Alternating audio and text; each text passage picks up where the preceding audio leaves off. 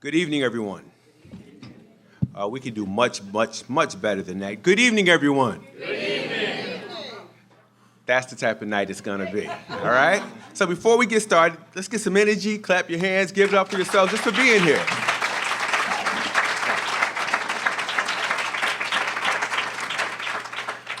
Welcome to After the Pain. After the pain, here we go.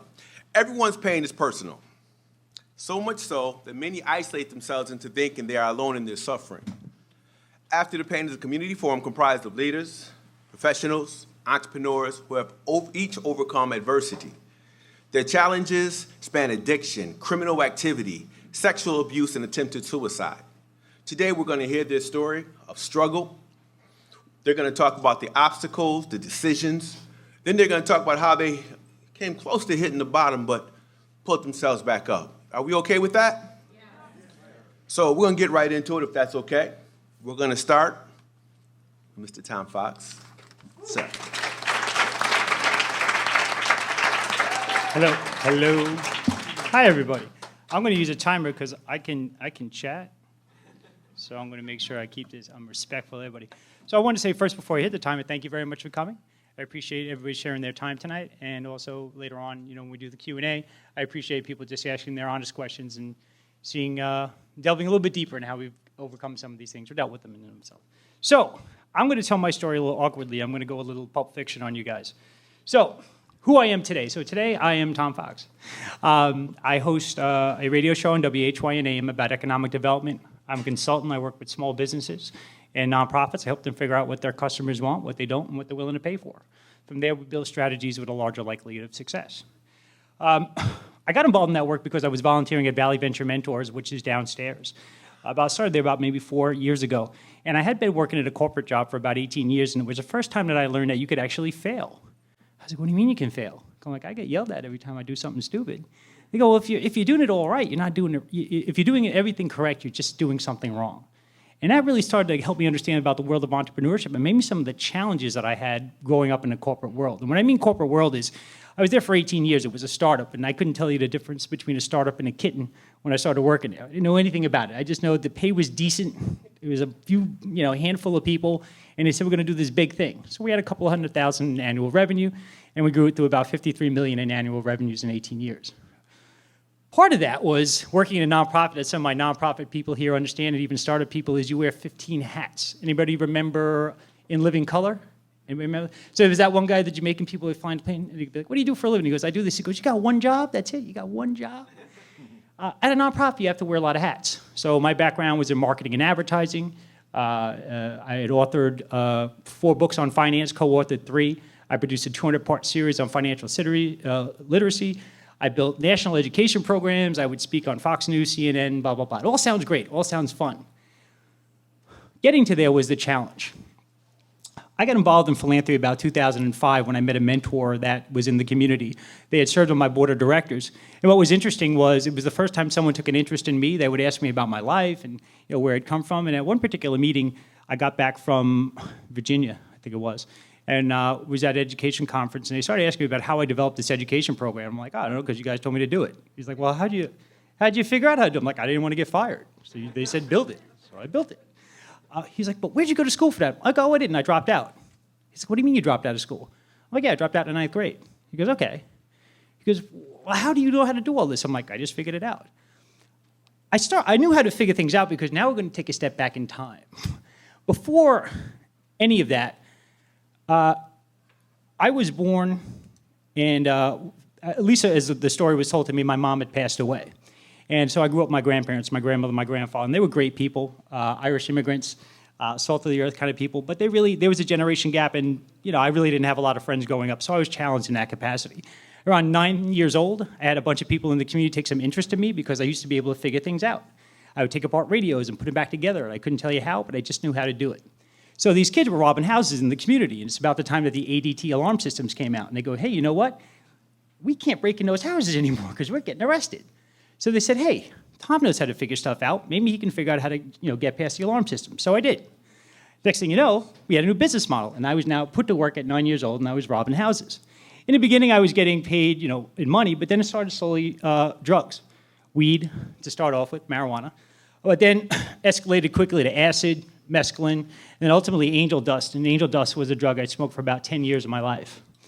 So I started that around 9, 10 years old. Wow, the feedback, sorry. As I get towards around 13 years old, I really started to get some success success. But from there, I started to branch out into robbing cars and chop shops and so on like that. I was pretty good at strategy. I would know where the cops would be, where they weren't be. I knew how to get around it. I knew when they called in. I knew all that stuff. I mapped everything out. I knew how to figure things out. So that's a trait I kept, but I used to use it for bad reasons. Now I use it for good. As I was going through that, I was walking down the middle of a main road one night. My cops pulled over, and I had my pupils were the size of Kansas, and they were like, all right, this guy's not right. They take me home, and what had happened, well, actually, I got arrested, and then my father showed up, my grandfather showed up, and what happened at that point is that's when it all came out. They started to hear about my drug addiction and things like that. I really shared with them because they said, we wanted to help you. So I said, all right, here's my challenge. I've been doing this, that, and the other thing. They said, what'd you get arrested for tonight? I'm like, well, I probably took about 10 hits of acid before I went out. You know, it really wasn't living the best lifestyle. So went home that night. They said they're going to get help. The help came by way of next day I come home. There's a woman and 3 girls in my living room, my kitchen. And it's my mom and my 3 sisters, who my mom was supposed to be dead. And they go, hey, guess what? Now you're going to live with her too. So I packed up all my stuff after 14 years and just went off to live with a woman I never knew.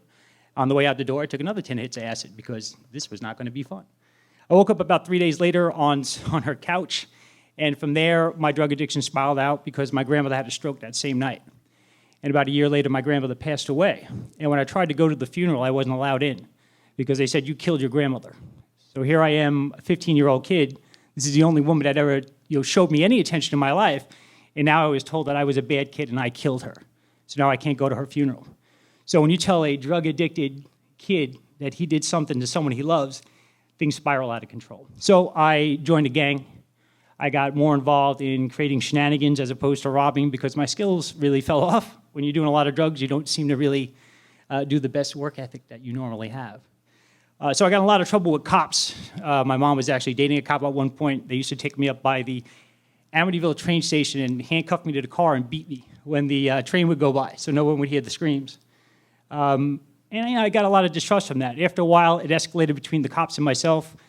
They would pull me over. I would break out the windows in their cop car. They would do something to me. I'd slash their tires. They didn't care. It was all out war. After about a year of that, they started putting out warrants for my arrest, and I had to get out of Dodge. So I went to New York City, and I started living on the streets in Manhattan. If I needed drug money, there was a lot of old ladies around, so I used to mug them. And if I wanted something to eat, I would start crawling in dumpsters because the good thing about Manhattan is there was always somebody throwing out food at some point of the day.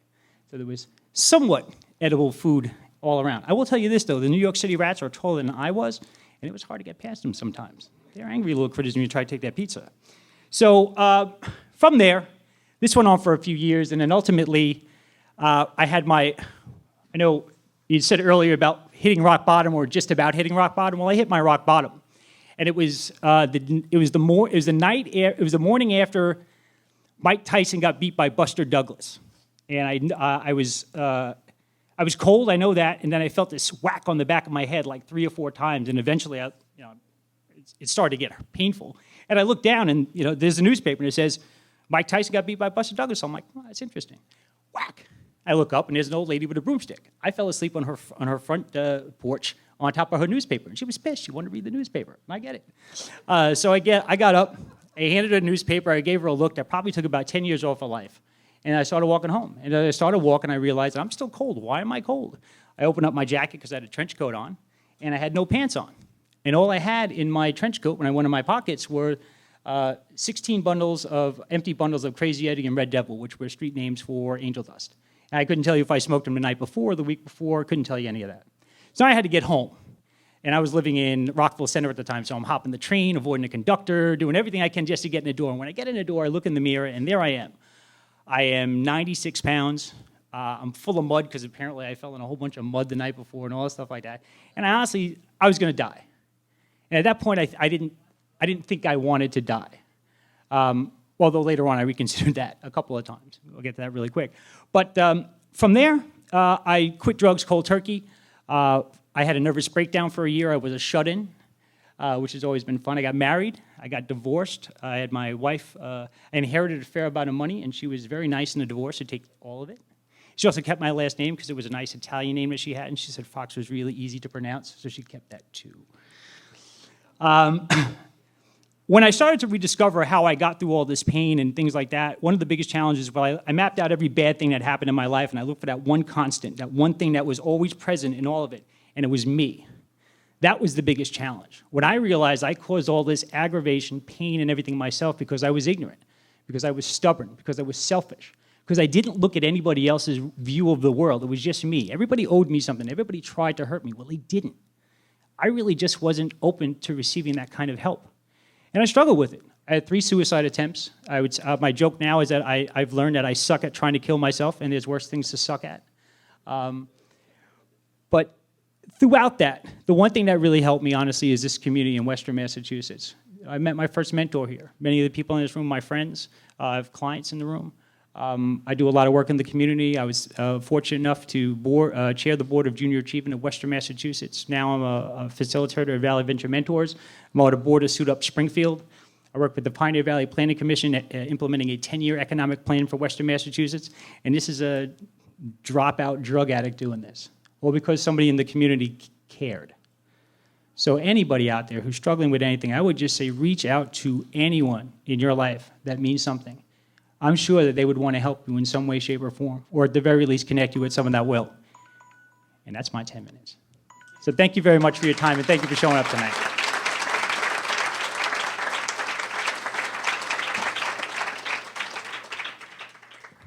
Thank you, Tom, for sharing.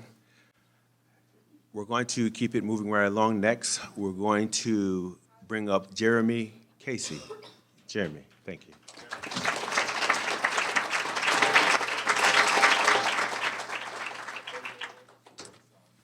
So I'm going to take a page out of Tom's book and also time myself because I'm somewhat long-winded.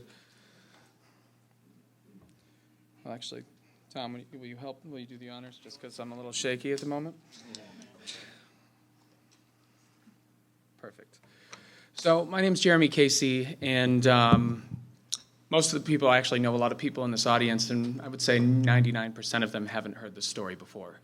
And it's because I choose not to tell it and choose to think is that it's not around anymore. And also because I look like the type of person that, or I try to, that I have my stuff together. I have a beautiful wife. I just started a company with a great business partner. I'm a commercial lender. I wear suits all day. I mean, it's not really that fun, but I look like I got my shit together. And I'm sorry if I swear I have a terrible mouth. But my story starts at 14 years old. I grew up in Williamstown, which is a very affluent area. And I had a really white picket fence life. I don't remember anything bad about my life up until I was 14. And it was great family camping trips. Really had a great family. And I came home one day after school, and my parents sat us down, it was my brother and my sister and I, and they said, we're getting a divorce. And the reason why I kind of told you that backstory is because depression, suicidal thoughts, self-mutilation is something that it doesn't matter if you're rich, it doesn't matter if you're white, black, Latino, it doesn't matter if you're Catholic, Protestant, it doesn't matter, it has no bias. And so they stepped in the room and they said, yeah, we're splitting up. Now, I didn't really know my dad well. My dad was one of the hardest and is one of the hardest working people I've ever met my whole entire life. He worked 3 jobs so that we could have the life that he wanted to give us. And so when my parents got divorced and my mom walked out, my dad all of a sudden came into my life. And the thing is, I was closest to my mom. I really didn't know my dad. So when you're that age, actually, that is the worst age I've come to find out for divorce. I was at the age of 14. And I just remember the first week that my mom moved out. She lived in North Adams. And I remember I'd just call her apartment. And I remember, this is such a vivid memory, is I just remember counting the rings. Every single ring. And I think I got to like 68. And I knew that every ring that I listened to it was one ring closer to seeing her or talking to her. And one of the worst feelings and my biggest fears is being alone. Not being able to share something with somebody else. Not having a shoulder to lean on when you need it. And a lot of times, I just never use it even though it's there. And that feeling of alone, I know a lot of people have it and they don't know what to do with it. And the thing about depression, which I was diagnosed with when I was 14, was that it doesn't go away. Most people don't understand it. They don't get it. And as much as they want to help you, they can't because they've never been there. They have sympathy, but they don't have the empathy that's needed so that you can get through it. And so things started to get really bad because I had no one in my corner. I was bullied every day of my life. And there was one person in particular, and I was called homo, queer, fag every second of the day. To the point where I actually had a conversation with my dad, and I said, "Am I gay?" And he goes, "Are you?" And I'm like, "No, I like girls." And he goes, "Well, then you're not gay." And I was like, "Well, everyone calls me it every day." And I get people would shove me into lockers, like the stuff that you see on TVs, but every single day because I was the youngest of 3 kids. My brother was popular, my sister was popular, and they just wanted to pick on me until one day where this same guy, I was at a basketball game, and anyone that knows me, normally this isn't my true tonality, normally rather energetic and happy, but I was myself at that time, and I was cheering on this basketball game, and this kid who normally bullied me was sitting out, and he told us to shut up in a much more vulgar fashion, and I said, "Well, why don't you come up and make me?" Well, he started climbing up the bleachers, and he goes, "Do you want me to kick your ass?" And I said, "I don't think you're going to do anything." See, I was a Boy Scout, so this is back before Columbine and a lot of the stuff that was going down at school, so I always had a knife on me. And I didn't think much of it. I pulled the knife out and flicked it open, and I said, "You're not going to touch me." And he went and got a teacher. I gave it to one of my friends, and that's when the spiral started, because then I started getting bullied, and that was the beginning of cyberbullying. AIM, AOL Instant Messenger for some of the people that are, 25 and older. And he just kept going at me and at me and at me, to the point where I said something really stupid, and I said, "You know what? You're going to be really lucky if I don't come into school tomorrow with a gun and blow you away." So when I walked into school the next morning, I was greeted with handcuffs. And thankfully, my counselor or my psychologist was there. And yeah, it was bad. I got arrested. And I would say no one knows about that story. But then I just had this incredible pain that just wouldn't go away. So what I started doing, it was actually weird. I was watching an episode of 90210, which is the most ridiculous show of all time. And they were talking this episode about cutting. I was like, well, I got no other choice. So I took a pocket knife and I just made my first cut. It was the most amazing release, because when you're that much pain, when you have that much darkness, any time that you can inflict pain on yourself, it actually releases it. And I got addicted to doing that so much that it would go all the way up my arm, all the way up the other arm, my legs, and it worked for a little while. It worked really, really well for a while until I didn't have anywhere else to go. I didn't have anything else to cut. And when I hit really rock bottom, it was, everyone used to put cryptic messages up on AOL Instant Messenger, so I think I put up some cryptic message. And I made it up that I'm just going to kill myself. I'm going to end it. There's no reason I'm supposed to be here, because if I'm going through the crap that I'm going through right now, there's no reason to be here. And I went upstairs. My stepmom was home, who I loathed her existence. Went upstairs and took a whole bottle of ibuprofen. Got my water, got all set up, ready to go. Put the pills in my mouth, and the phone rang. So I paused. My stepmom called up the stairs and said, "It's for you." Now I had a decision to make. I could Just swallow it, answer the phone, swallow it, not answer the phone, or spit them out and answer the phone, and then just resume after the phone call. So I picked the latter. It was a girl I've never talked to on the phone before. I had only spoken to a couple times at school. Her name's Liz Tadros. And she said, "What are you doing? Do you want to talk?" I'm like, "Why the hell are you calling me?" And she goes, "I don't know, I just felt as though I had to." And that hit me like a ton of bricks, because right then and there, that was divine intervention. There's a reason why I'm still here. And right then I knew that I had a higher calling, I had something I had to do. And so I got rid of all that, stopped cutting, and really started trying to give back to the community, which really led me to who I am today. Obviously, it didn't happen that fast, but there's a higher purpose. And one of the things I really wanted to get across, because I'm in the banking field, and normally these type of stories don't give you the best professional image, but I wanted to tell it because I wanted to help somebody here, somebody that's thinking, that has that inside them, that darkness, those demons, that wants to get rid of them but doesn't know who to talk to. And I'll be that person if you want to talk to them. There's a higher purpose out there. You don't come here so you can kill yourself. You're not born so that you can commit suicide. And for the other people on the other side of the fence that know somebody that's there, listen even when they don't want you to. Be there for them, even when they don't want you there. And so I got my success and through passion, through helping other people. I have a motto, it's on the inside of my wallet, and let's go to a place and leave it better than when you found it. And if I can do that, that's my life's goal.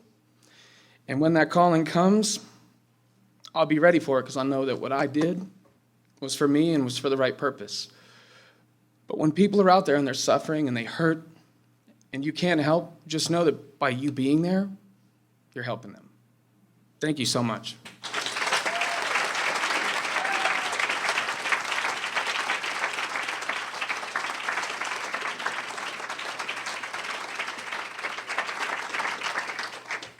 Thank you, Jeremy.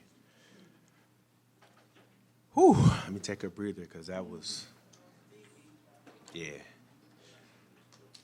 Moving forward, we're going to bring up Roger Sessom to the microphone. Roger.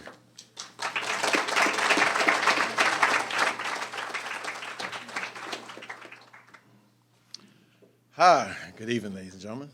How's everyone doing? Wow, a little nervous here, but bear with me. Good evening, my name is Roger Sessom. I'm happy to share my story with you. I'm here to share a story of how I endured the pain and how I was able to come through the pain.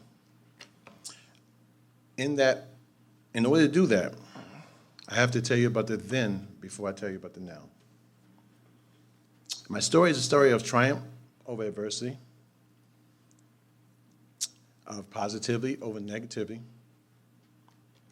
and of hope over despair. I was incarcerated for many, many years because I was in a negative place in my life. Prior to being incarcerated, I cared about three people. Roger, and you guessed it, Roger. I can stand here today and admit I was extremely selfish. My selfishness led to self-destructive behavior. And it was that self-destructive behavior that landed me in prison.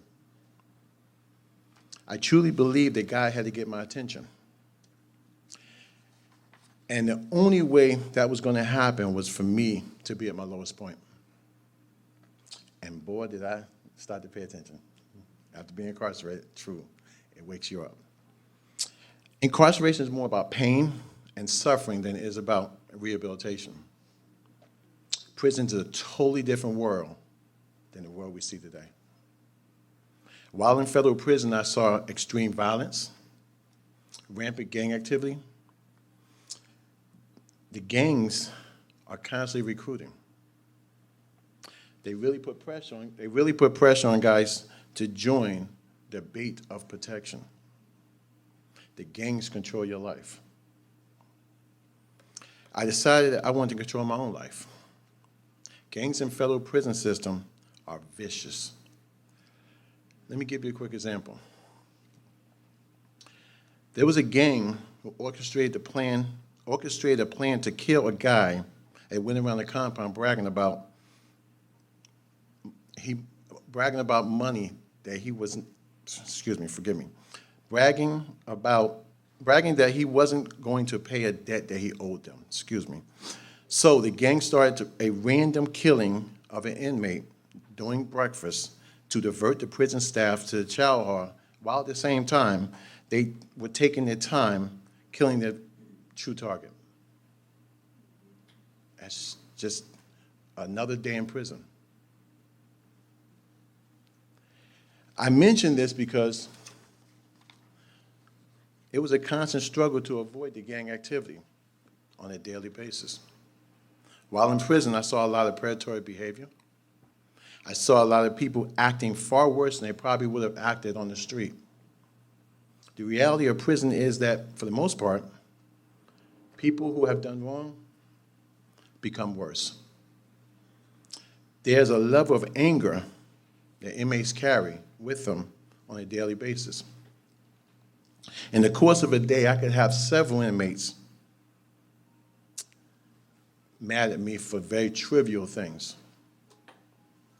And sometimes those things lead to fights. In fact, I spent the first few years of my incarceration getting into a lot of fights, just to prove that I wasn't weak, and I didn't need protection, and nor was I going to be prey for any predatory behavior. I also ended up spending 2.5 years in solitary confinement, which is referred to as a hole. 2.5 years is a long time in the hole. The hole was pure hell. My stay in the hole was longer than it was supposed to be, and I felt like I was treated more like a POW than an inmate.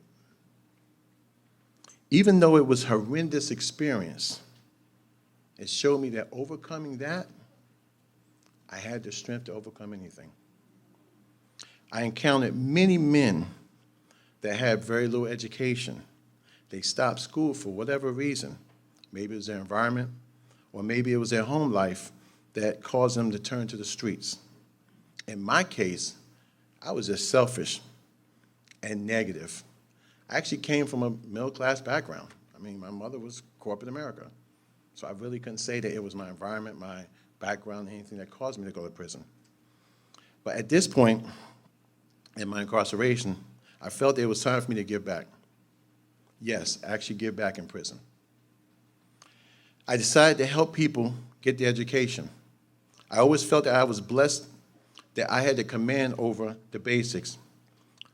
I was able to read and write well. I love algebra and geometry.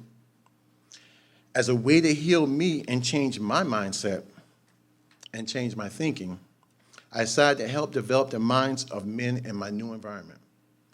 Obviously, I'm going to be there for a while, so I might as well make it productive.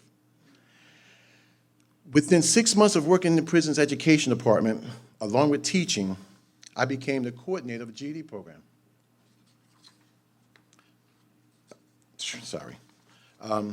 In the GED program in maximum security federal prison I was in. After being transferred for good behavior to a medium security federal prison, I also coordinated the GED program there. For 8 years, I was truly blessed to have a role in helping people help themselves. Within that time period, I helped over 100 men of all ages and all lengths of times in prison get their GED. In fact, I can remember when a young man would pass his GED, he was so excited he would call his mother. And he would put me on the phone with his mother, and his mother was crying with excitement and joy. And I had to point out that it wasn't me that actually got this young man to pass, or this man to pass his GED. It was him. All I did was provide the tools, which made the young man, the man himself, feel very proud of himself. A lot of times in prison, we feel down, deflated, nothing, not part of society, which we're not.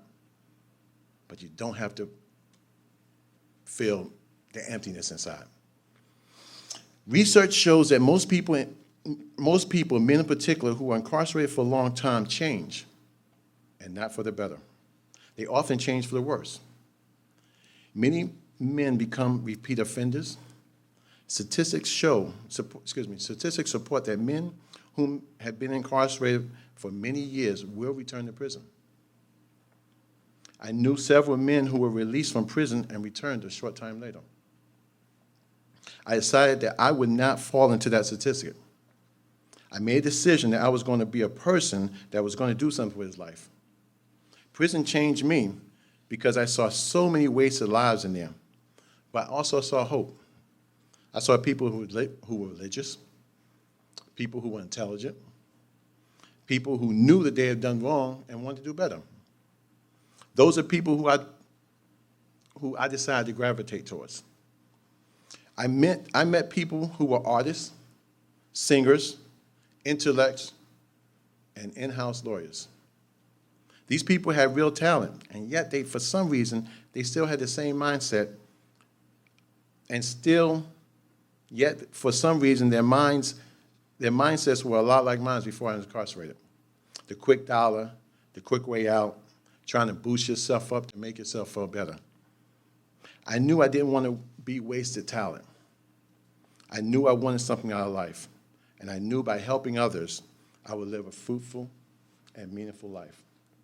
So, let me tell you about now, after the pain. My journey has been one of self-realization and self-awareness. I began to realize that my time in prison had to have a purpose, that this time could not be in vain. I believed that the reason I changed was because I knew that I was better than prison.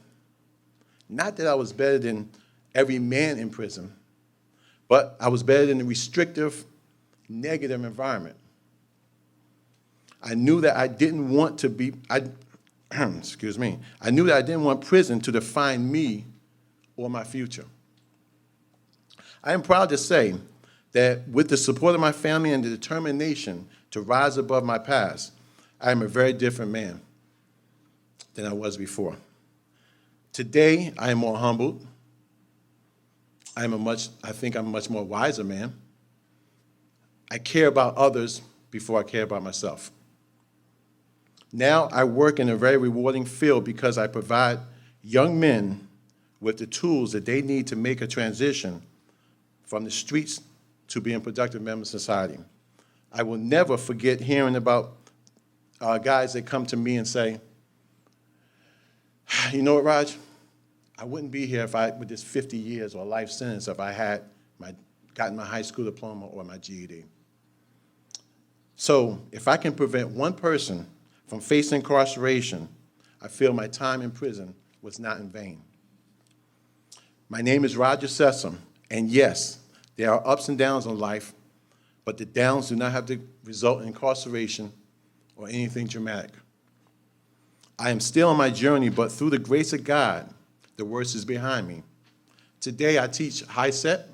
I'm a high set instructor. I'm a campaign manager for a city councilman.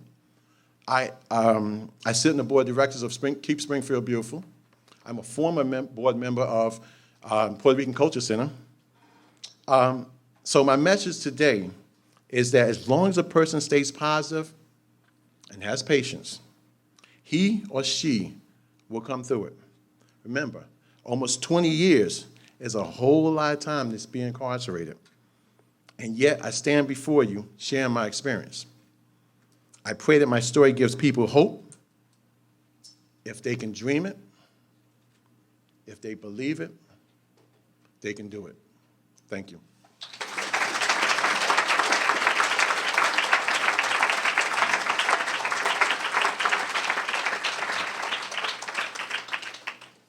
Thank you, Roger. Next up to share their journey, Crystal Vazquez.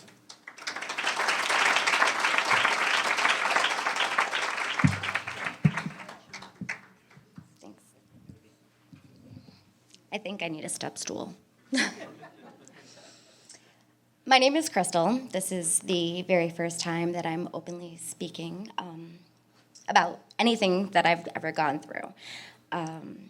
I feel like I've worked very hard in my life to give off a persona. Women, fit and flare dresses, white picket fence. That was all what I wanted people to see when they looked at me, not what was really there. To understand why I deserve to be up here, I should give you a little bit of background.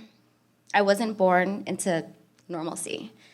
My parents were dysfunctional and violent, and by the age of 6, most of my friends were playing outside and riding bikes, and I was watching my mother attempt to hang herself, slit her wrists, stab somebody. By 10, it got so bad that DCF stepped in and put us in foster care. We were there for a little while before we went on to live with my grandmother. My parents proved that they deserved us back. We went back and nothing had changed.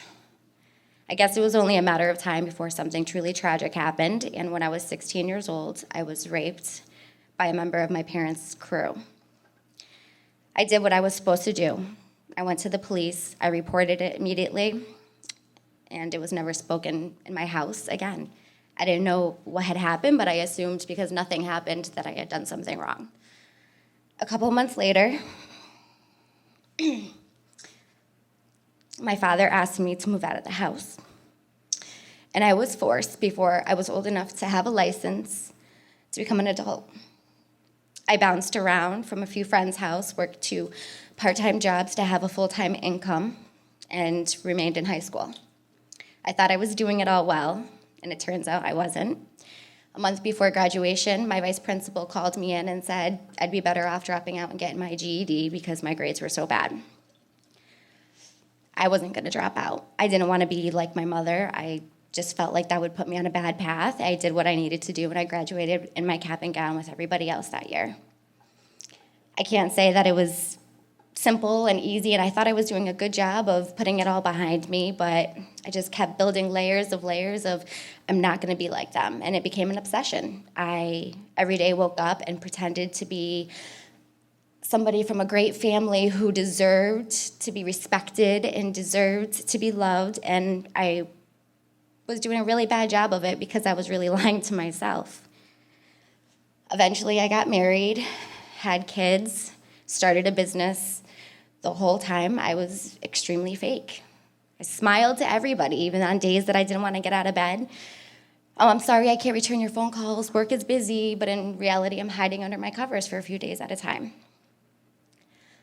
3 years ago, I get a phone call from the police department where I had filed the charges, and they told me that they found him in Florida, and he was coming back here to face charges.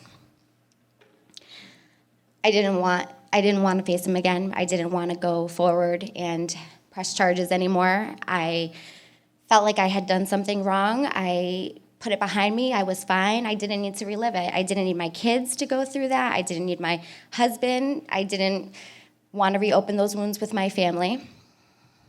After a while, I was convinced that I should, because this man deserved to be behind bars.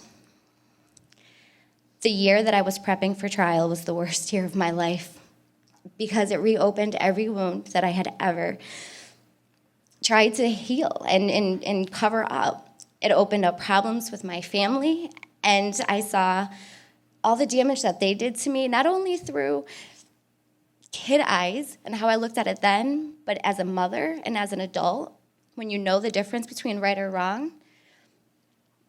I didn't want to face this man again. I didn't want him to see the person that I had worked so hard to become. It wasn't fair. I was being victimized all over again, is what I thought. The day that I testified against him, my father finally came to me and told me that he stood by me, that he was proud of me, and that he was proud of the person that I had become. And that's the first time that I had ever heard that from my parents. I faced him for 3.5 hours. I testified. I relived every moment. I walked out of there and I said I wasn't going to give him another day. I was going to grieve. I was going to cry that day. But that was all I was giving him. And the next day, I got up, I left for the Berkshires because I was matron of honor in a wedding. Kept trying to pretend. And then that's when it happened. That's when I started to heal. I was contacted and said, he's going to be sentenced. If he's found guilty, you get the opportunity to write a victim impact statement. It's the first time that I had ever heard my name next to the word victim. And that made me mad. That made me so angry. Victim to me made me sound weak, and I wasn't.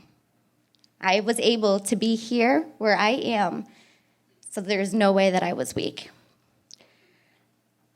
I didn't care if he was found guilty or not because I finally used a voice that I should have been able to have all of these years. So I chose not to go when they read the verdict. I get a phone call. He got 20 to 25 years. As it turns out, he was a repeat offender. Back when this happened, there was no registry for sex offenders. There was no way to know.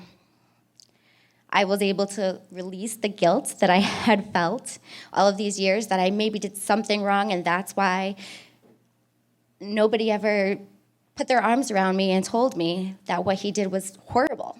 It was never talked about. I just had to live. I chose to write a survivor statement instead of a victim impact statement because the more that I said survivor, the more that I felt stronger. The more that I considered myself a survivor, the more that I stopped pretending that I was somebody that I wasn't. I let in some of the old Crystal. I started to get tattoos, which before, tattoos on me meant that I was going to be just like my mother. It was really hard as a mother to look at your children and to remember memories at their ages and see the right way to raise a child.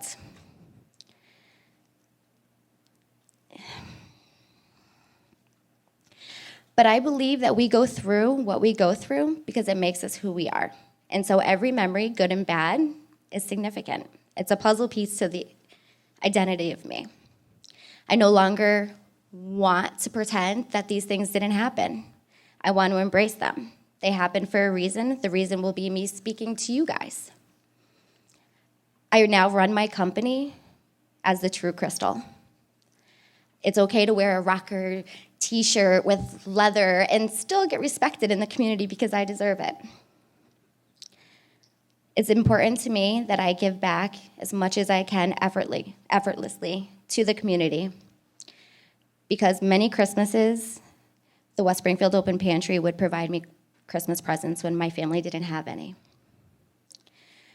One year, my teacher felt so badly for me in the way that I would go to school looking that she had bought me a pink fuzzy sweater with little white pearls on it. Our church, when we were in foster care, pitched in and took my brother and I to Disney on Ice, and I got to see the Nutcracker, which is my favorite memory, and I take my daughter still. The community was there for me when I was growing up, when I really didn't have anybody. And that's why it's important for me to give back to the community. Anybody here, because there's somebody, at least one of you, who can relate to what I'm saying, whether it be foster care, whether it be sexual assault, who wonder why they were dealt the cards that they were dealt, stop wondering. It's making you who you are. And if you talk to yourself every day and say, I'm a survivor, I'm not a victim, then those memories aren't going to hold you back. And you deserve to be up here as well. Thank you.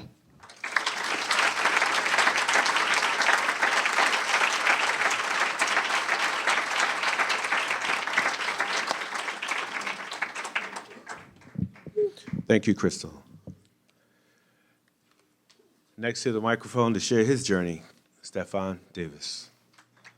My name is Stefan Davis. I am the talk show host of Against All Odds. Also, I am an educator. I don't want to say I'm a teacher because, you know what, I'm not a teacher. I'm an educator of life when it comes to our youth and families. What I want everybody to do real quick, I want everybody to stand up for me.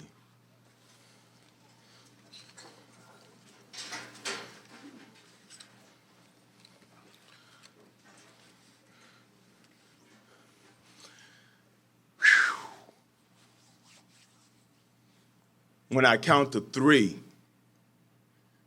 I want everybody to say, stop. Okay? Everybody got that?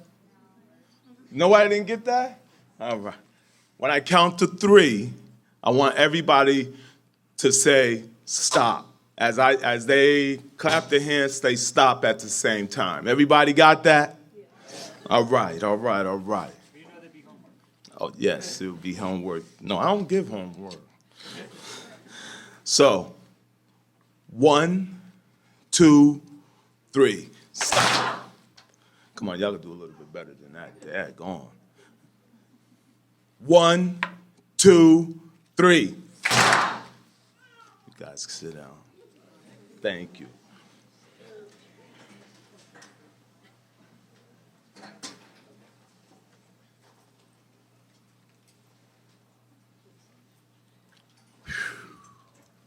Just imagine hearing that 10 times in your brain.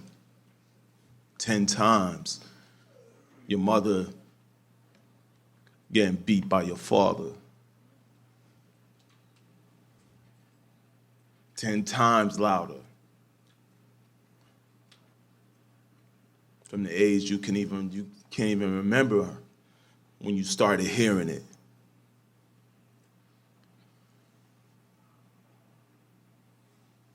As a young man, I could hear that all the time. Mostly when it was quiet and I was alone.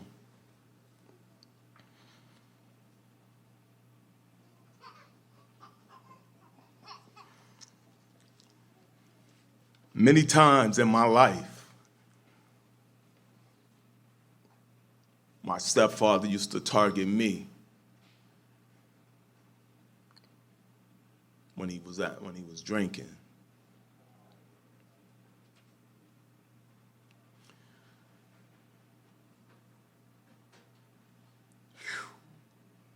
Those demons starting to come out now.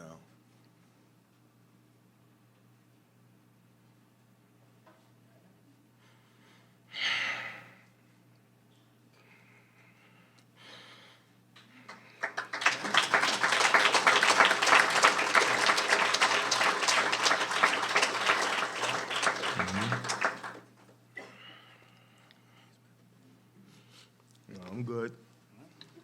I'm good. My students, I have some of them here. They know this is me.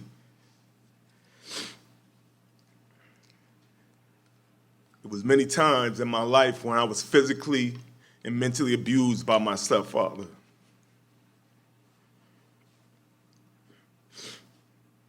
I've been cut. I have a scar right on my left side of my leg. My mother don't even know it's there.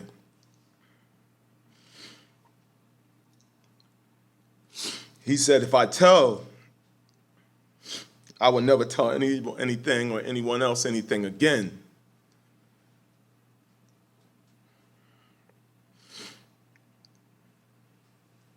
But it's here to remind me of the horrific times that I had in my early life.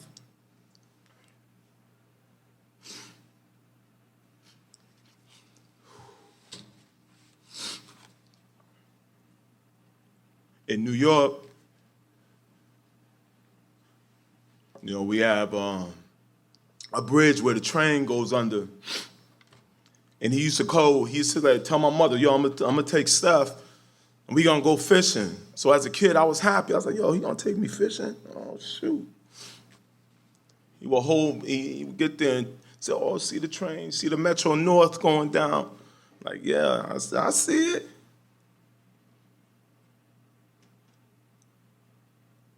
I don't know how he did it, but he got me up in the air and he hold me over by my feet as the train going by over the bridge, just holding me by my ankles. I wasn't this big.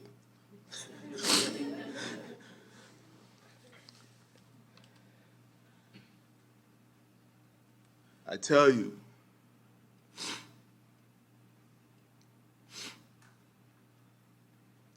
there is a God. Because through all that pain, all that suffering, I don't know how I was able to get through it. I don't know. I always question.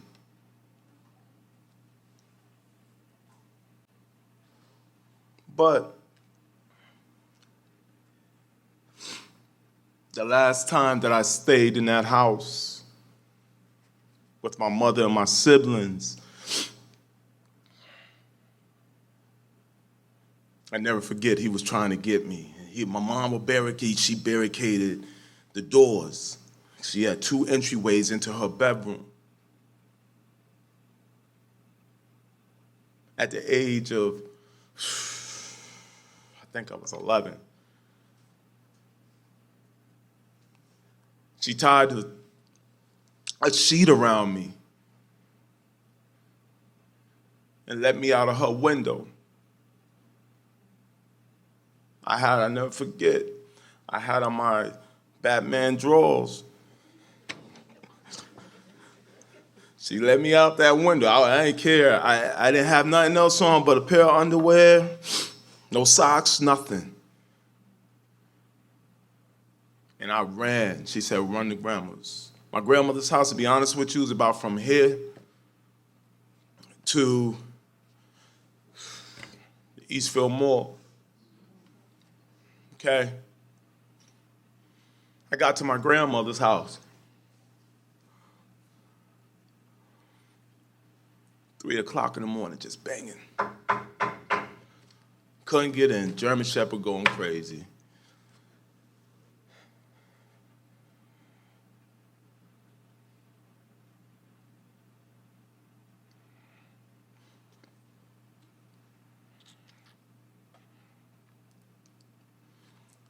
She let me in. And she said, what are you doing? And I said, he's beating her, and Mommy let me out of the window, and she told me just run. I had glass in my feet. I couldn't. She was like, sit down. And then my grandfather got home. He said, let me tell you something. And he told my grandmother, I never forget this day. That night, he said, if he ever goes, he's never going back to the house to live. Because I tell you one thing, if he hurts my grandchild, my firstborn, I will kill him. He's not going back.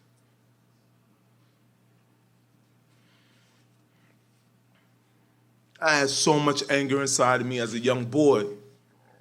12 years old, 13, middle school. I just had a teacher hit me up on Facebook and said, you gave me a run for my money. I was like, what? Me? I said, I don't remember all of that. She said, yeah, 7th grade, you gave me a run for my money. I said, well, you meant I was bad? She said, yes. My grandmother raised me. She gave me everything that I wanted. I never asked for anything. I didn't know how to. She sent me to the best football clinics where I would be seen. I ended up getting a full scholarship to American International College, which I didn't know where the heck Springfield, Massachusetts was.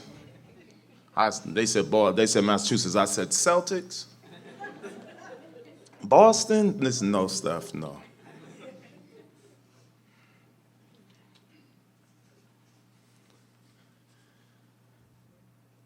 I had the full scholarship, kids. Didn't finish. All the high expectations in my life, being a phenomenal athlete, free money, the demons caught up. I didn't have the structure in my life no more. My brothers that are here with me today,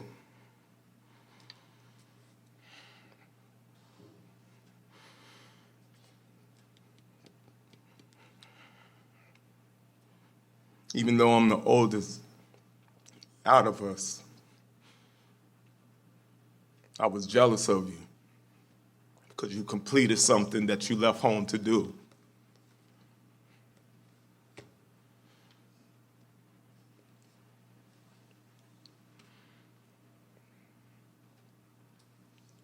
And with all that pain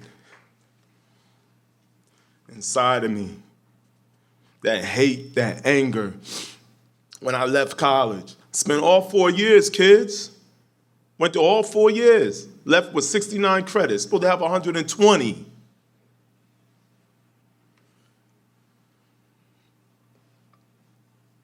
Left there. Had no structure, no more in my life. Had two children while I was in college. I ran the streets when I was in college. I didn't stay on campus. I ran the streets because that's all I knew. And I'll be the first one that will want to get it in. If y'all don't understand what get it in means. I wanted to fight. You didn't have to ask me once or twice.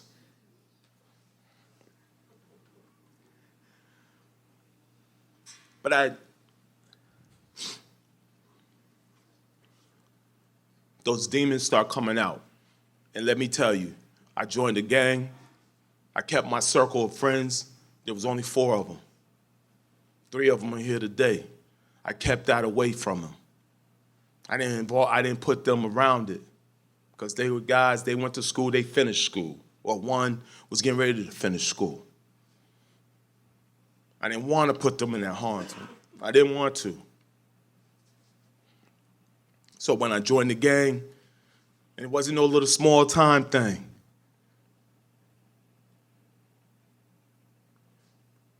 And I'm not proud of it. But I had so much hurt. My grandmother raised me. I never went back home. I never went back home. So I needed another family. I know I'm short on time, but I gotta say this. I wanted to die. I didn't care. I wanted to die.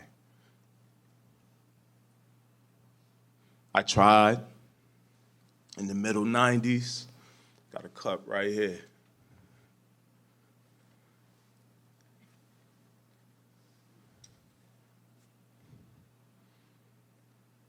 Then, I want to say 10 years ago,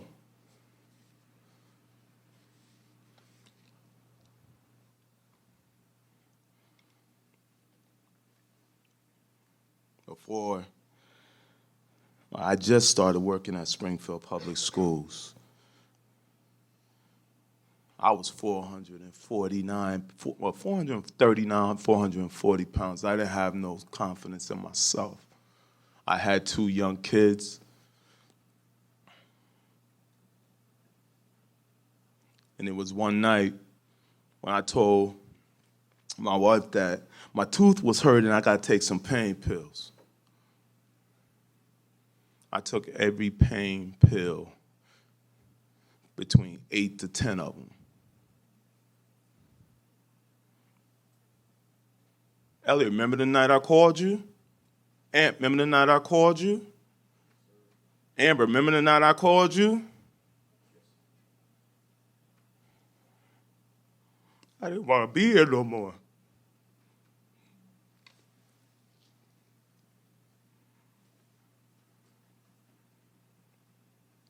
The ambulance, the guy said, I don't know how you're alive. Because my blood pressure was so high. He's like, no, you shouldn't be here. But I called my brothers because I know that if anything ever happened to me, you guys will be there. And you will make sure my children were good. And I thank you guys for being there for me throughout my life. Always. I'm gonna wrap this up.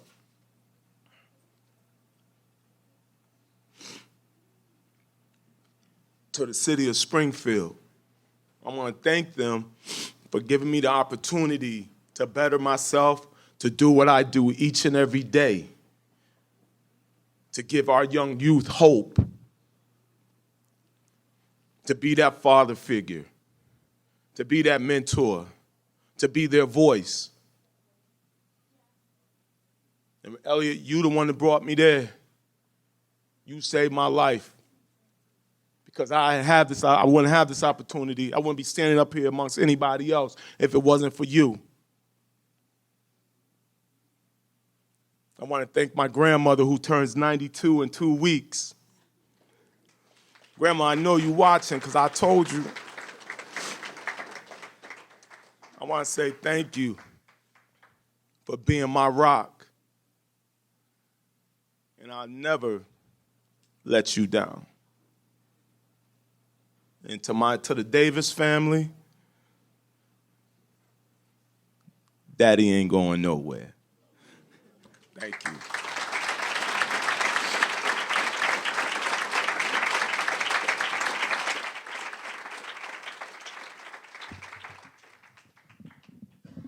Thank you, Stefan. Please, a nice round of applause for all 5 of our speakers.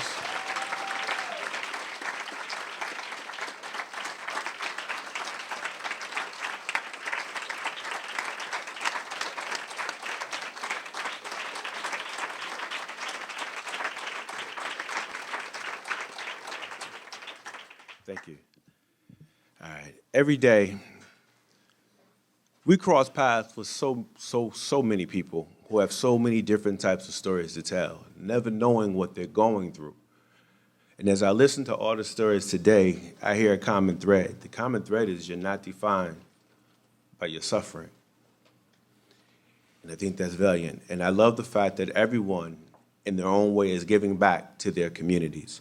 So I have a few questions, and then we're going to open it up to the audience. And by the way, I didn't introduce myself. My name is Darryl Moss. I'm an aide to Mayor Dominic Sarno. All right.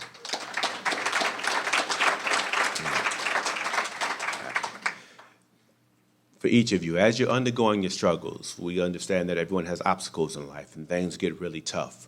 For all of our flaws, we still have strength and capacities that we have to kind of draw into to keep ourselves going.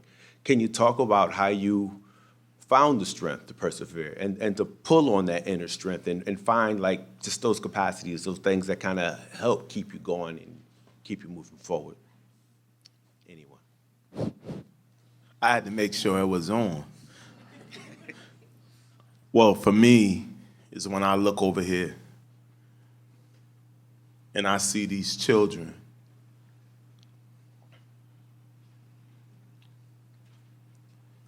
That's my strength. That's what gets me. I missed one day of work at the high school. What, 3-4 years? I'm here every day. When I look at children, I see myself. And that's my motivation. Okay, thank you. For me, hello? Yes, okay. For me, I never wanted any young person, and I say young person because these are the toughest times for young people in the streets today. The streets are very, very big influence. So I never wanted them to experience what I myself experienced. As I mentioned in my speech, if I can prevent one young man, young woman, of all ages from going to prison and experience what I experienced, then it's a good thing. So that was my strength. And while I was teaching GED within the system, within the federal system, it just kept me going. So that was my motivation by helping people and trying to give back while in prison and while I'm out now. I'm also a mentor for the after incarceration support services. And I try to speak to young men coming out of prison while they're in pre-release to try to give them the motivation that it's not that bad, you know? I mean, you would think that this is like the hardest thing in the world to stay out in society and live your life. But it happens, everyone has their struggles. But my message to the men that's coming out of prison is that, men and women, is that it's gonna be all right. Just have patience and do what you have to do. Make a plan. Okay, thank you. You know, mine is really comes to one word, and it's passion. Everything in my life has been dictated since then by passion. And even speaking to some of the kids in the Springfield schools about finding their passion, because once you find your passion, you don't, that is your compass. And one of the things that I really heard a lot about tonight from the 5 panelists is giving back. Is that, and I will, I'm going to speak for everyone, is just trying to avoid for somebody else having to go through the shit that we went through. Just making sure that if knowledge is power, and what we went through, if we can share that story so that somebody doesn't else have to go through it, I'm fine with that being my life mission. So that even if it's one step that we can erase from somebody experiencing some of the things, whether it's sexual assault, depression, abuse, one step, one erasure of it, that's what my motivation is.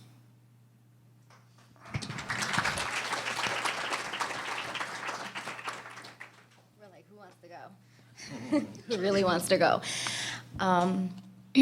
Honestly, for me, it's the people right here, and this guy, this lady over there, the people that I'm surrounded by who remind me every day that I'm enough, and that know me well enough to know if I'm having a bad day, that they take the extra time to pull me out of it, because we're not gonna be fake here. Every day is not a great day.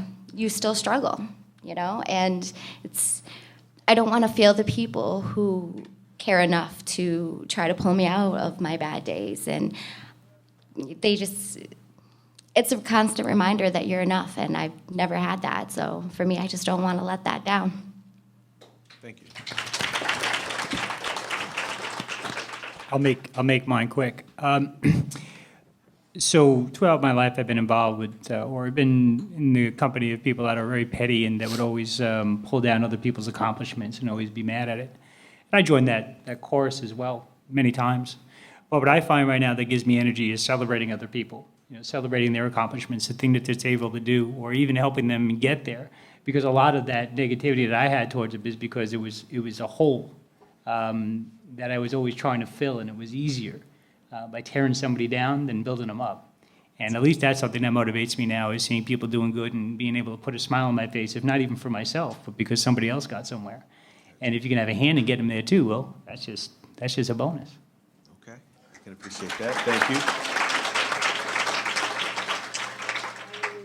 Sometimes when you're going through your darkest days and it feels like no one in the world gets you, and it seems like you're in the middle of an ocean on a small canoe all by yourself, and you come across just God knows how many people, how do you identify your supports? There are so many people, like you said, folks who don't quite understand your crisis.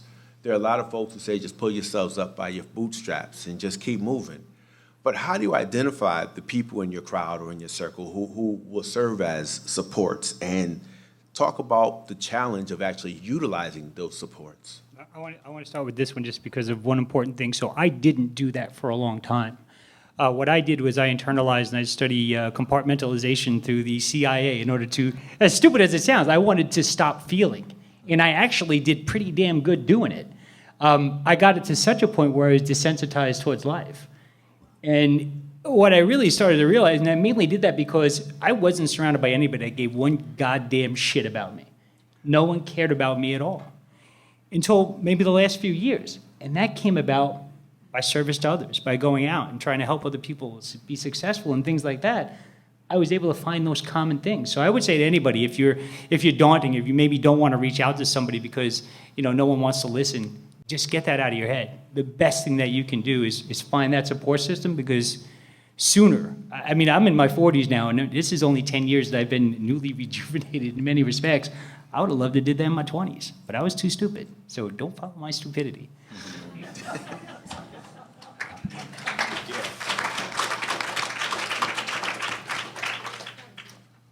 In my case, I have a very supportive family background. I have a son who is currently in law school. He graduated with his master's from Harvard University. The achievements that he's been able to accomplish within his life kind of makes me proud, makes me keep going. He's really doing, he's in his second year of law school. I'm really hoping for the best for him as far as his career and his achievements. But I think the people that my family that I surround myself with are very, very motivated, keep me motivated, and just when I get to a point where I'm like, oh my God, this and that, and they lift me up. So I'm blessed with that. Okay, before we pass it on, Roger, when you were in jail, at that point when you decided you wanted to utilize your skill sets to help other people learn, who were your support systems? Because we have a lot of young men. I know I work with a lot of young men and women who are in and out of the prison system. And we're always trying to figure out new ways of working with them and how to inspire them so that they can kind of grasp onto something the way you did. What was how'd you create a support system while you were locked up so that you could do that? Or did you have a support system while you were incarcerated? Actually, I did have a support. Can you talk about that? Yes, I can. Thank you. Lovely lady right there, Connie, stand up, please. Yes, she was there every single day of the whole 17 and a half years I was in prison. She visited me quite often. She was, even when I was down and out, she still, every month she was there visiting me. She wrote back and forth. We called. My son came up. That right there kept me in touch with society. It kept me motivated. It kept me. It just kept me to where I didn't want to disappoint my family. I even avoided confrontations at later on in the prison in my sentence, because I'm saying to myself, if I lose one day of good time or if I don't get paroled, I'm basically saying all that time that they stood there before me was nothing, for nothing. I'm basically saying F them, basically, okay? So I had to, when a confrontation came up, I had to think in the back of my head that, you know what, it's not worth it. It's not worth it. So I avoided the confrontation more so than actually, in fact, I've actually had guys come up to me and say, you know, Raj, I'm so glad we didn't fight the day that we had that altercation, because I'm getting transferred to a facility close to my house. So it kind of worked out more or less, so I'm really happy about that. Okay, thank you. I kind of already answered it, right? Yeah, I think you did. Yeah, all right, we're going to pass. Go ahead. So, I want to just tell you a quick thing. Once I really got and really found what I was passionate about and really started to have some success in banking, my stepmom said something to me which was kind of a backhanded comment, and I don't think she intended it that way. She said, Jeremy, we're so proud of you, we thought you were going to end up in a ditch somewhere. And at first I was like, wow, yeah, I did it. What did I really do? And so for my whole entire life, I've had a chip on my shoulder. And it's never going to go anywhere. I hope someday it does. But when the days get harder, and I'm going to be very, candid when I say that, rehashing this, because I haven't talked about this in 15 years. I'd be lying if I said some of the wants or some of those feelings came back and maybe even stronger than they were before. Because that's going to happen.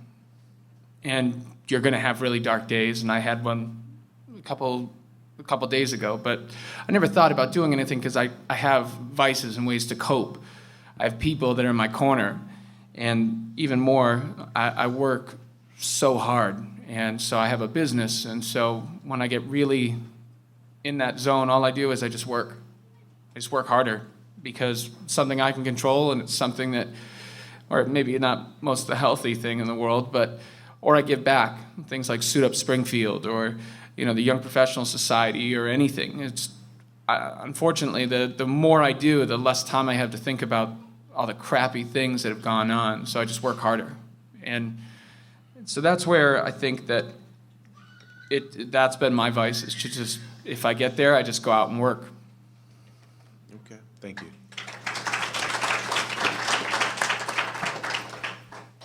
I don't think I answered it, did I? No. Oh.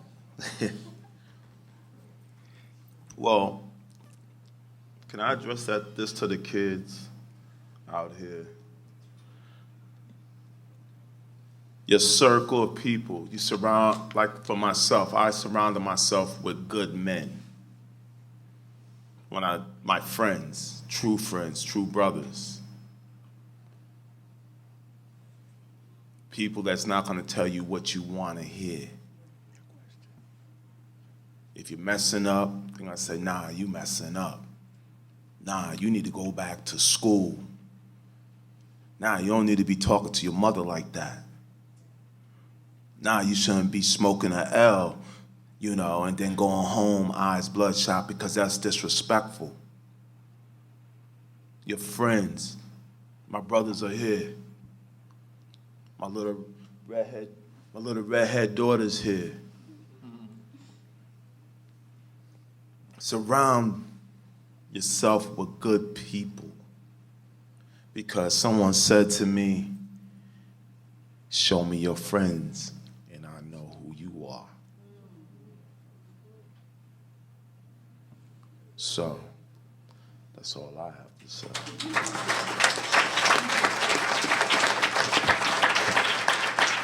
That was enough. At this time, I'd like to open the floor to questions from the audience. If you have any questions, I know you had a question. All right, you want to come here so everybody can hear you? How you doing? My name is Rosalind Smith, and I am a 23-year drug addict recovery.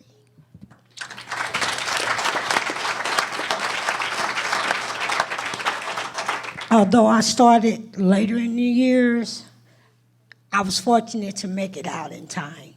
I turned 57 in June. This is my challenge.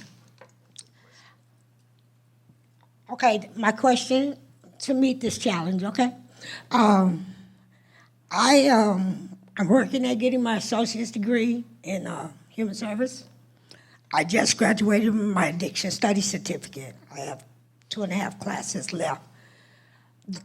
The question that I need some direction is wanting to give back to my community, and at my age, I find that it's very difficult for me to get that interaction, that involvement, that hands-on into companies, you know, like Gandara or other programs that deal with addiction, people who have addiction. I find that the door's not really open until you get your bachelor degree. So you asking how you can volunteer with those organizations? Well, I would like to say I have some time to volunteer, but I need employment too. Oh, with you, but you know, one of the good things about organizations like those kind of nonprofits is one of the great ways to get inside there is to start as a volunteer, to let people know that you've been through that journey and offer your support to people going through it. You know, you can speak a little bit more to this as well too, because you directly went through that. I actually, 2 weeks after I got out of prison, I was with the organization that I work for today, and I volunteered for them for 5 months before I became employed with them. I've been there for 3.5 years now, so it's the only job I've had since I've been out. So the volunteer does work. You stay with it, it will work. Yeah. One more, can I just also answer a little bit on Absolutely, that question? absolutely. So one of the things too, when you volunteer, you get to meet some incredible people. And you get to network, and you can, with the good acts that you do, you can call on those people and say, hey, listen, I'm looking for X. And that is one of the best things that volunteering will ever give you, is the connections to some of the most powerful people in this area. by just volunteering, and I can guarantee it because that's how my life has been, is through those connections. That is how I've gotten jobs, is through those connections, because if you give first, you're going to get back tenfold. With no expectation of return when you Plus, give. you can use that on your resume as. I was gonna say that. You can use it on your resume to help you out to further your career. Yeah, the best thing, your body of work at this point would need to speak for you. So the more work you put in, the more people recognize your good work and your effort and your commitment. All right? All right. Any other questions? Oh, you can clap for it. Go ahead. That's all right. Support everybody in here. Yes, ma'am. Okay. I just want to share the notes that I got from each individual so that you all can hear what you all say so that you can continue to be empowered, because what you're doing, a lot of times when we're doing this and when we're giving back, Rashonda, we don't we need you to realize. come up here, please. We're gonna make sure everybody hears you and that they can hear you on film too. Sorry. Okay, no problem. I just wanted to just give you some of the quotes that you all spoke because it was so powerful. And a lot of times, you know, when we're out and you're giving and you're saying all these things, a lot of times you don't even realize the impact that you're having. And you don't, sometimes when you hear your words back to you, it just means so much more, you know. And I'm just super, super encouraged by all of you all's testimony today, you know, and it's so wonderful that we have so many young people to hear your true heart, your true life, your true testimony, you know, and I just commend you all for being so transparent. So for Tom Fox, the quote I got from you, it says, one thing in common in all of these situations were me. You know, in all the tough situations you were going through, the one thing was you. You were in all of them. You know, and a lot of times we don't even, you know, when we're going through our tough situations and we point the finger and we always say, oh, it was this that made me do it. It was that. And we blame and we blame and we blame, you know, but it was so powerful that you have come to the point where you understand that it was you, you know. And for Jeremy, you said, your quote from your wallet, you said, let's go to a place and leave it better than we found it.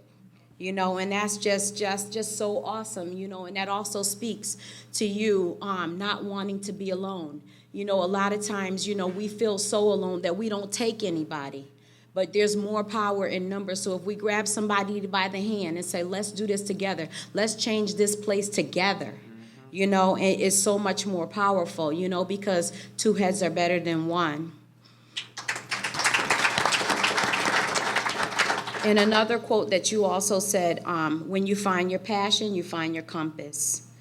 And for Roger Sessom, you said, I know I didn't want to be wasted talent. I know I wanted to be better.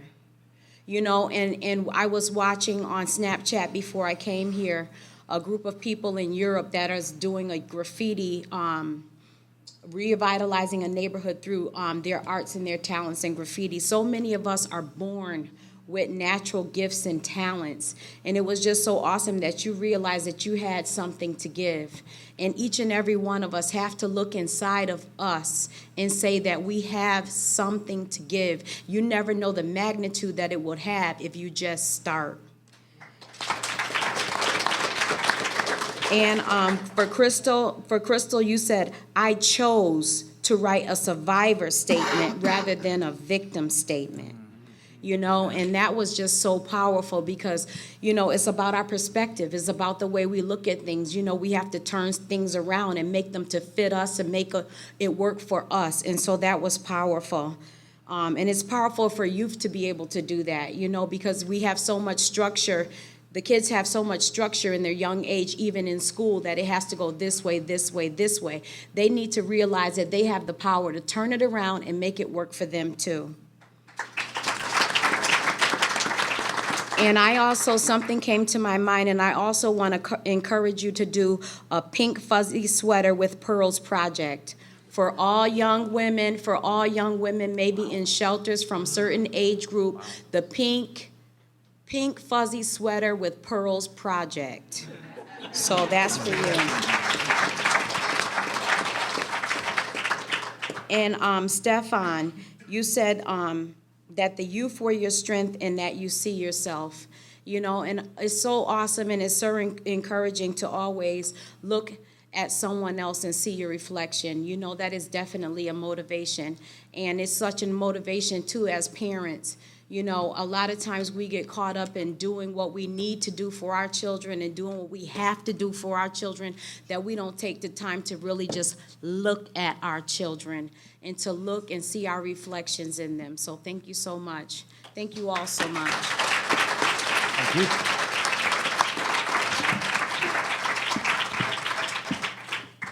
The floor is open. Does anyone have any questions? Yes, ma'am. You want to come up front, please? Yes. Okay. We want to know why did you go, what charges, why did you go to jail, if you don't mind. Wow.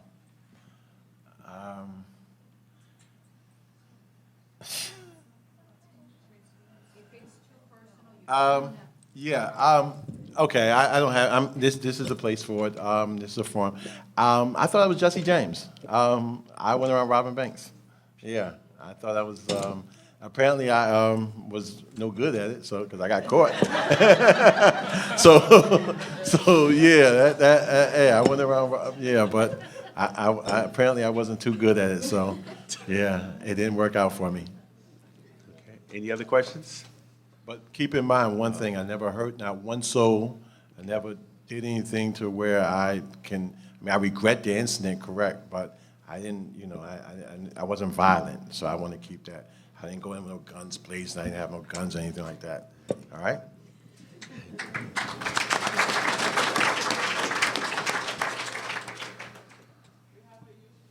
Okay. Sir, you want to stand up so I can hear you? Feel comfortable? I'll be up here with you.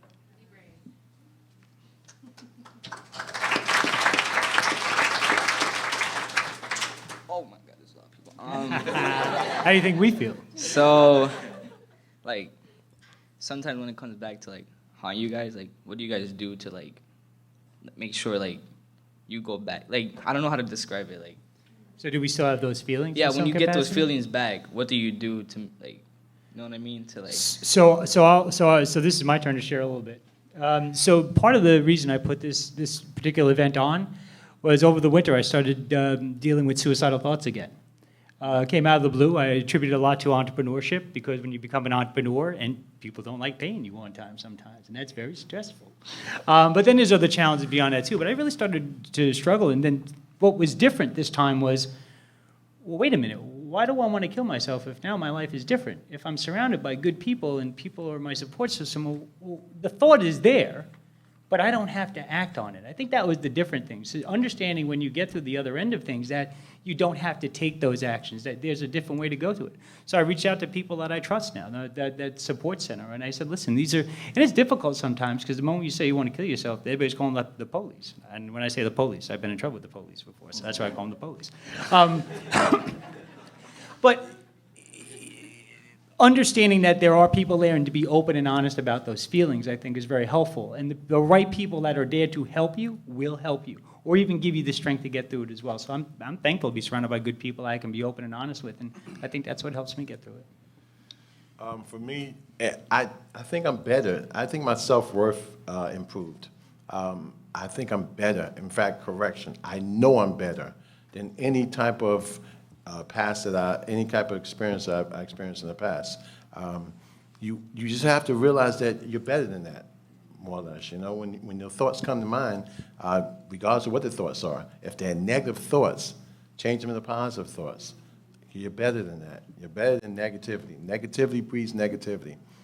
Positive, believe me, that's the one thing that helped me survive. I believe that every single thing. If I was around someone that was negative, I complete, okay, I'll holler at you, I'm good, nice, I'm gone. Anything positive, my life was surrounded around positivity, so just change it to positive, all right? I know it's hard, but it will happen. Thank you. I'm going to piggyback on his question and ask you guys to get a little bit deeper. When we talk about the road to recovery, quite a few have talked about external sources, and we talked about our circles, and we talked about the kids. But internally, in terms of how you think, how exactly do you change those thoughts so you can reframe how you see yourself? It's always easier to believe the negative. If someone's been calling me stupid for the last 10 years, how do I convince myself to believe that I'm not stupid?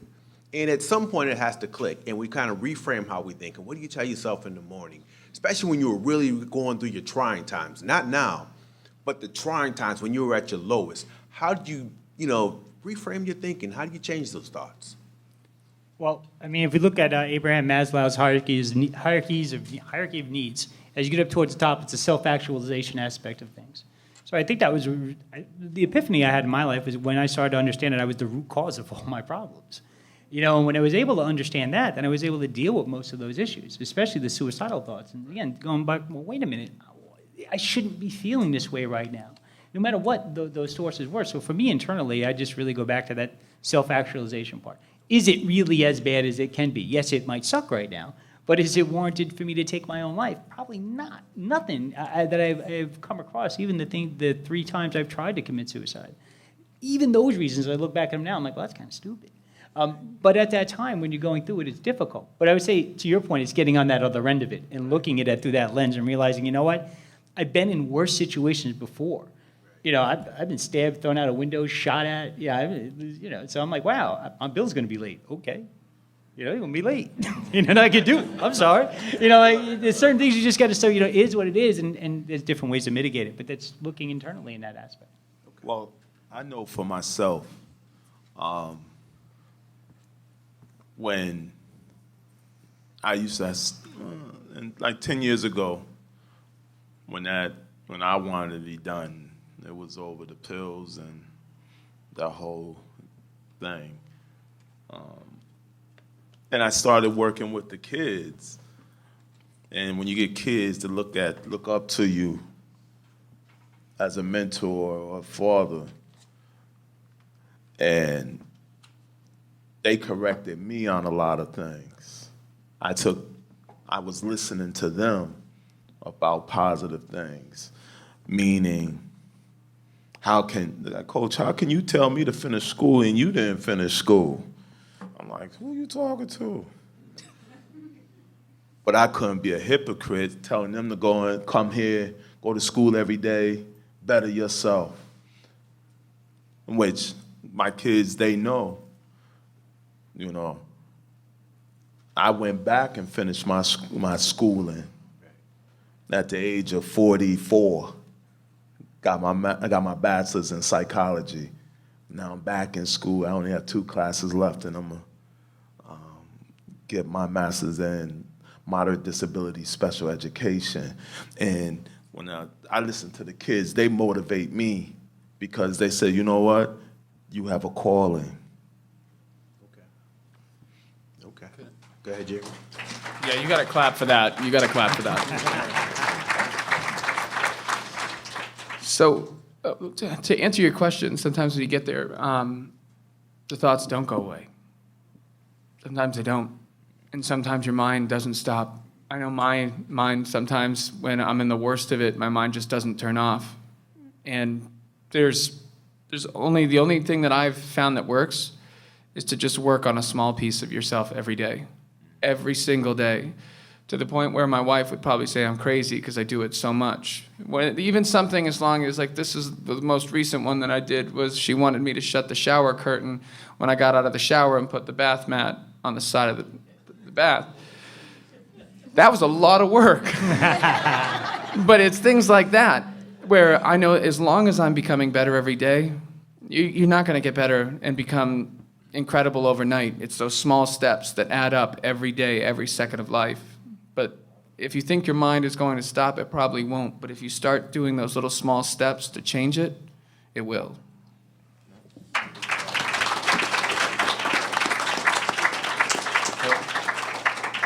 Crystal, I have a question for you. In the city of Springfield, we talk about gang violence, we talk about people breaking into cars and home invasions. but the most pervasive issue that we have is sexual assault. So in terms of young women, at some point between when that incident occurred and when you made that declaration, I am not a victim, somewhere, unsupported folks on this side, somewhere you developed a coping skill. So when we're dealing with young women who are dealing with issues similar to yours, and if we had to give them some type of advice in terms of how to develop a coping skill until you can get to the point where you can get over that and get on that road to recovery, what would you recommend or what would you suggest? Always remember that it was just moments. It has nothing to do with defining you as a person. The more attention that you give in reliving it, the more it will define you. But they were just moments. You were a victim for a few moments. That's it. You're a survivor the rest of your life. You're always going to have triggers. You're always going to have things that are going to come up when you least expect it, and you're going to remember something. And you're going to feel a little dirty when you remember it. You're going to feel disgusting. Those wash away. Allow yourself a day when you feel like that to hang out on your couch and watch TV and call out of work. Just a day. Don't give it more than that because it doesn't deserve any more than that. The next day you get back up and you just repeat to yourself that you're a survivor and you'll keep going.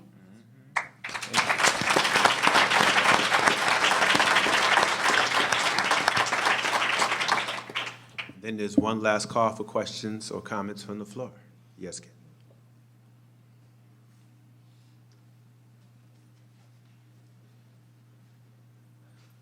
Thanks, guys, for coming on. I appreciate you guys putting this on. I think it's going to help a lot of people in Springfield. My question is, so much of society focuses on the problems that people have faced in life, but you guys have overcome a lot of them. What is the difference between those that are resilient, as you all are, and those who have succumbed to the pressures and the struggles of life and will not be up here today because they've either, gone a completely different direction? So I'll say quickly that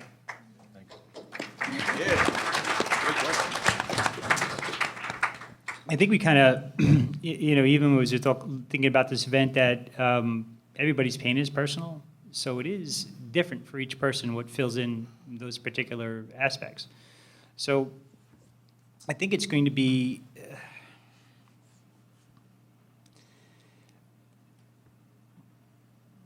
some of the challenges, at least that I've seen, that goes on, and folks that have to chime in on this too, is we lose our direction sometimes. And I think if the more we try and focus on those things and try to bring our things together, we could be more helpful to other people. What really helped me is when I started to understand that I did need help. I needed people in the community to kind of understand me because I didn't understand me. That was the biggest problem. Once I started to have those people help me kind of align with those words, I was like, oh, but honestly, it was, all people argue, other people helped me get here. I didn't get here. Those people that really opened up those doors, those mentors, those things like that, those people that gave me those particular skills. It wasn't for them, I really wouldn't be here. So to me, for me, it was those people. And I think I'm here because of them. But someone else, again, pain personal. It's a completely different backdrop of situation. So what works for me may not work for them. But that's why it's good to bring different people together and have different perspectives, because maybe what I did wasn't helpful, but maybe something that Crystal did or Roger did, and someone gets to hear that and then they go, wow, maybe that's something I could do too. But for me, it definitely is other people. For me, I can simply say it, I'm scared straight. I'm scared straight. After 17 years in, ooh, boy, I don't want to spend another day in. I tell my students every day that there are people that wake up every morning, don't think about going to jail, don't think about coming in contact with police, don't think about ever having no interaction with the judicial system at all. What makes them any different than you? There's a million people that do this on a daily basis. What makes them any different than you? You're no better. They're no better. Are they better than you? No. Okay. So that was my motivation. No one that wakes up every morning don't think about going to jail, coming in contact with police, committing criminal activities. They're no better than I am. So I had to increase my self-worth and realize that, yeah, I'm not I'm not doing that again. I'm not doing it. I mean, if they came up with a law right now to not walk on the left-hand side of the street, I'll be a right-hand side walking person, okay? Wouldn't even think about walking on the left-hand side. So believe me, I don't even run red lights when it says no turn on red. No, because it'd be my luck. I turn right on red and no. I have not, 3.5 years, I have not come in contact with any police at all. Don't want to. Don't want to. I have friends who are police officers. Don't want them in the car behind me. I have to follow comedy here. I do have to say something that wasn't mentioned. Is I think to get over anything bad that you're going through, to get to the other side, it's about facing fear. I had to face my fear when I testified, and if I didn't face it, I probably would never have healed.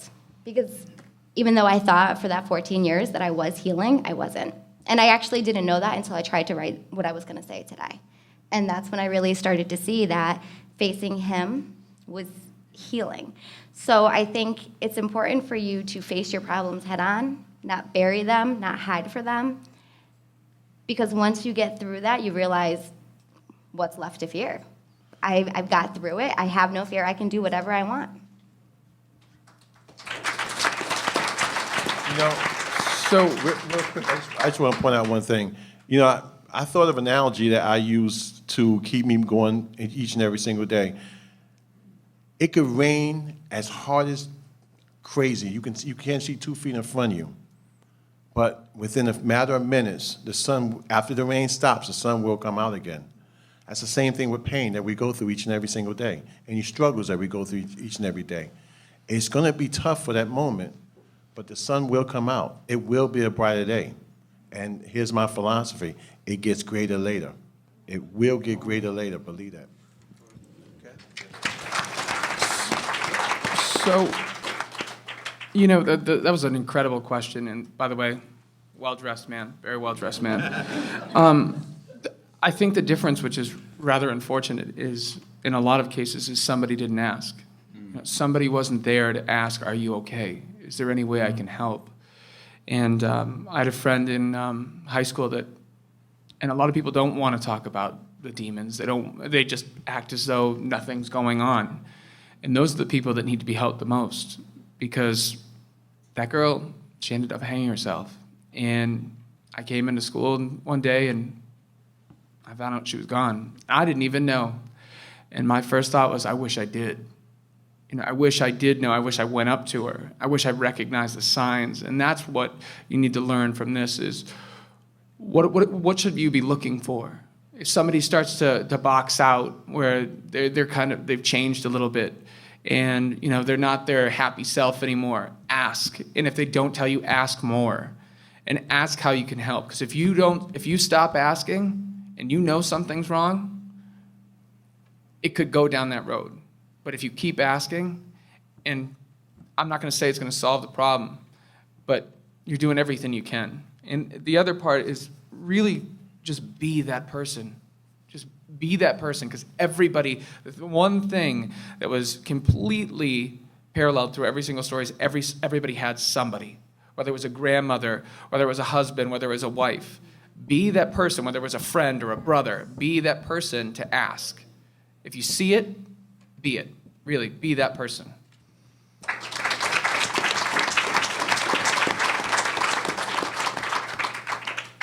We have any last questions? I wasn't finished.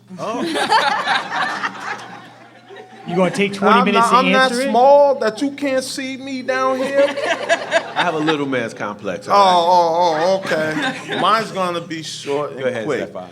But I know, for me, when I start getting those thoughts in my head and I start putting my head down, and this is a saying I always say. I said, you know what, Steph?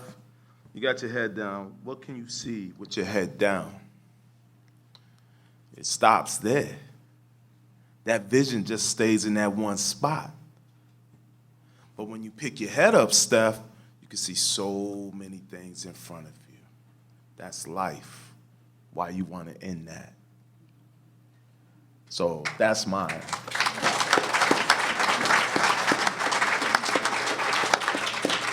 Okay. Want to come up?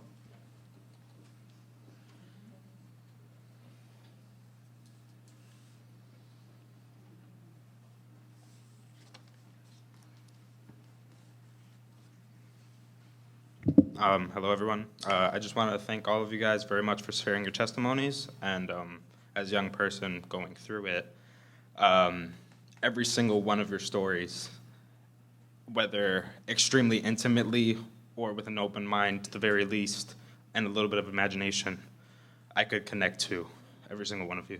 Chemical emotion, paranoia, or suffering, mistakes, consequence, demons, working for yourself, and the very real dangers of people in your environment. All of you, thank you so much for your messages. Thank you so much for putting this together, because it's truly inspirational and it's helping me out. Thank you. Thank you for coming. I said thank you for coming.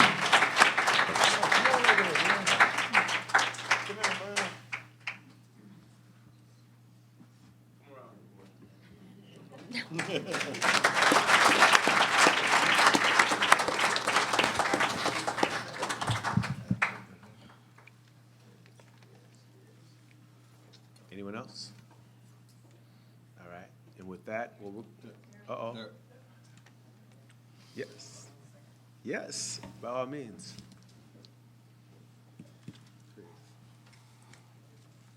I know that Daryl's a great closer, so I'm not going to step on his close to this. I do want to also thank the panel more for bringing this to the center today. One of the things that we work on here and strive for, on top of the academic piece, is the community engagement. And I know that it takes strength for the first time or the 51st or 101st time that you tell these stories, and I really appreciate what you're bringing to the audience and the community today. And that word has been mentioned several times. So, for the community that's gathered here, the community gathers, and the community is sharing. A community can heal together, and a community can grow together. And so I applaud the effort and the sharing piece of this, and hopefully, that's another step in the community engagement piece that we're working on. So thank you very much. Thank I you, really folks. appreciate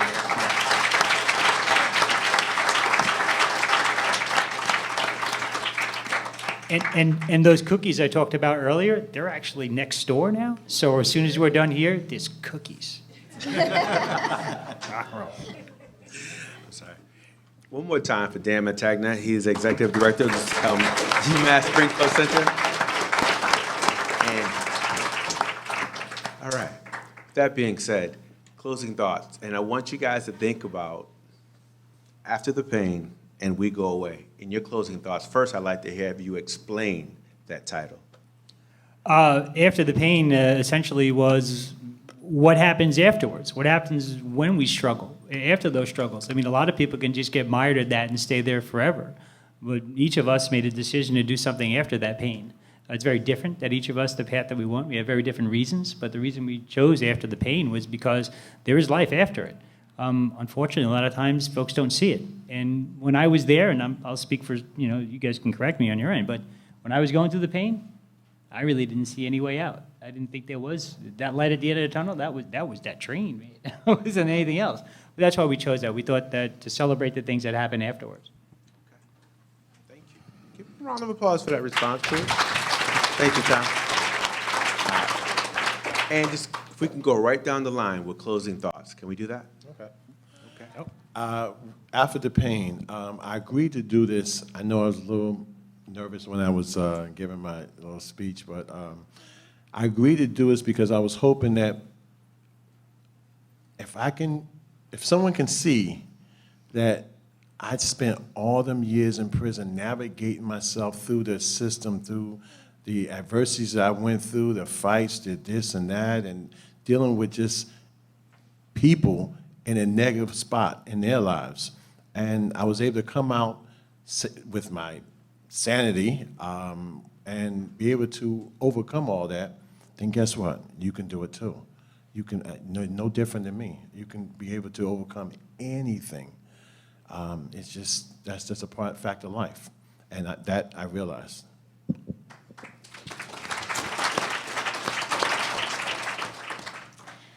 I think what I want to leave is this. You may feel like there is nobody who you can talk to, who you can relate to. We opened ourselves up for you, so we're also here. We don't have to be best friends. We may not be able to pick you if you emailed us tomorrow from this audience, but we will listen and we will guide you. We will do our best. You're not alone.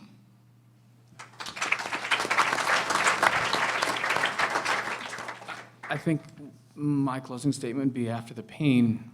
Pain by itself is just pain, and pain doesn't necessarily go away, so don't necessarily think it does.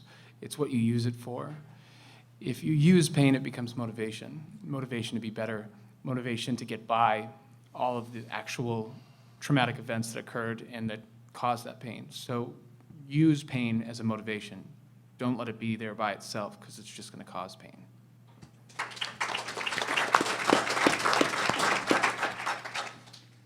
After the pain.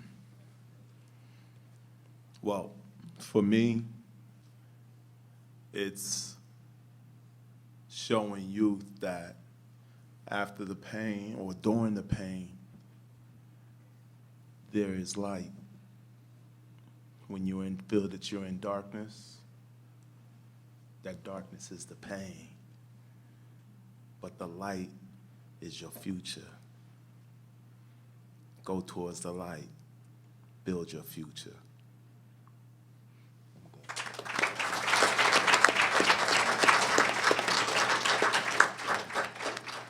I'd like to take this time to thank everyone for coming out this evening. You could have been anywhere, but you chose to be here this evening, so please give yourselves a round of applause.